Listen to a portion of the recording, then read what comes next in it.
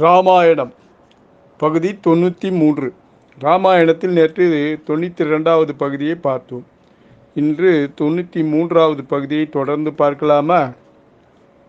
நிருதி படையை அழித்த ராமர் ஒரு சிறந்த கணையை ராவணன் மீது ஏவினார். அந்த கணை ராவணன் கழுத்தை அறுத்து சென்றது. இதை பார்த்த தேவர்கள் அனைவரும் மகிழ்ச்சியில் துள்ளி குதித்தனர்.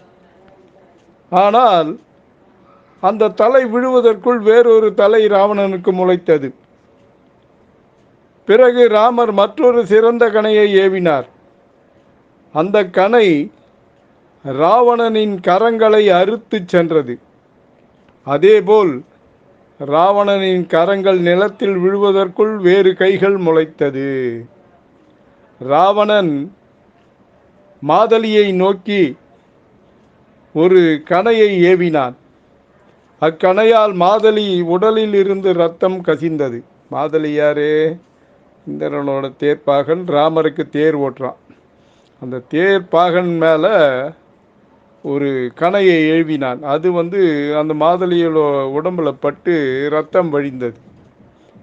ராமர் ராவணனின் பஞ்சமுக படையை 1000 கணைகளை ஏவி அழித்தார்.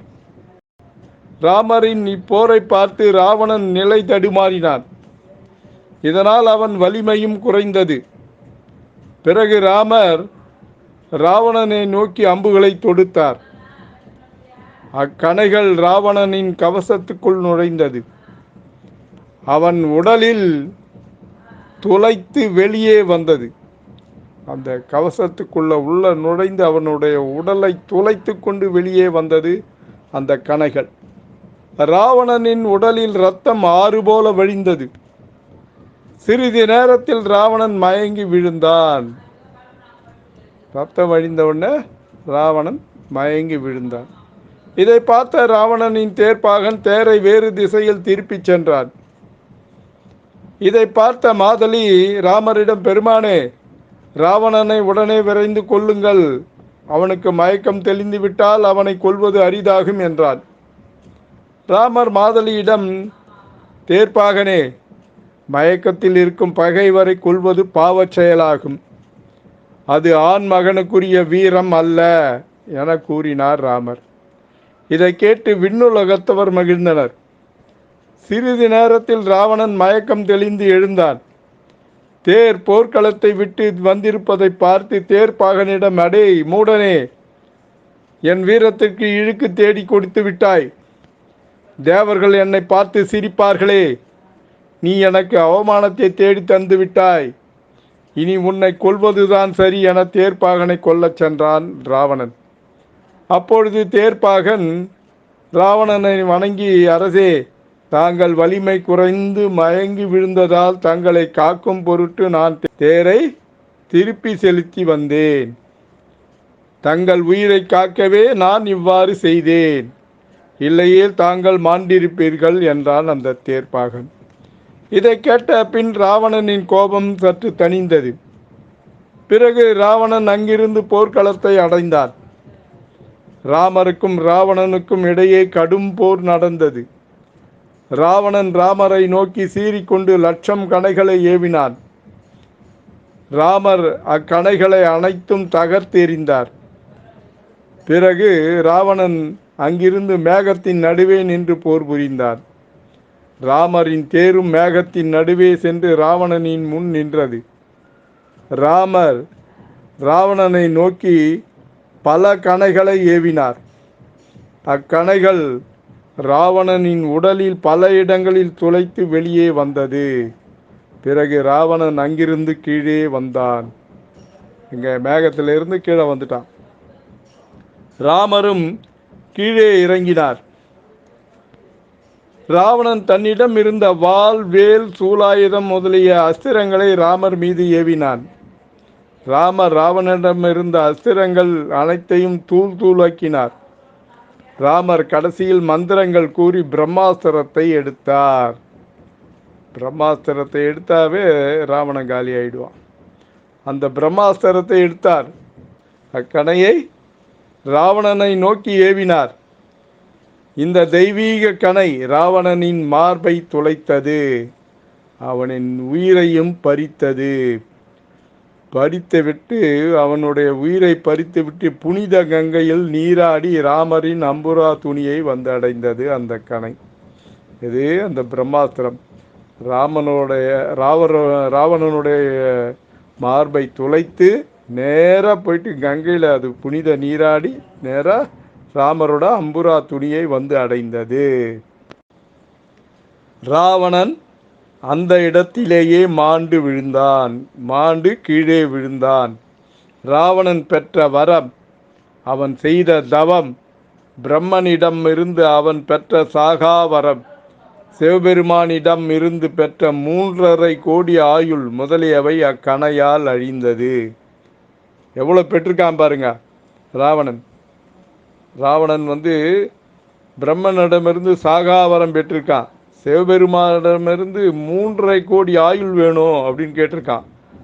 அத்தனையும் அந்த பிரம்மாஸ்திரத்தால் விழுந்தது.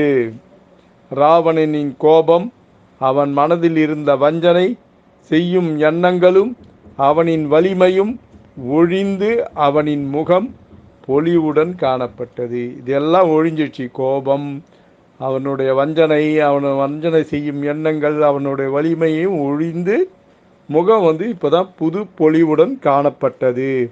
பிறகு ராமர் தேரை விட்டு கீழே இறங்கி மாதலியை வாழ்த்தி அவனுக்கு விடை கொடுத்து அனுப்பினார். மாதலியை விடை கொடுத்து அனுப்பிவிட்டார். வானரங்கள் விபீஷ்ணன் முதலியவர்கள் அங்கு ராவணனின் உடலை கண்டனர். விபீஷ்ணன் ராவணன் மாண்டு கிடப்பதை கண்டு வருந்தினான். என்ன இருந்தாலும் அண்ணனாச்ச.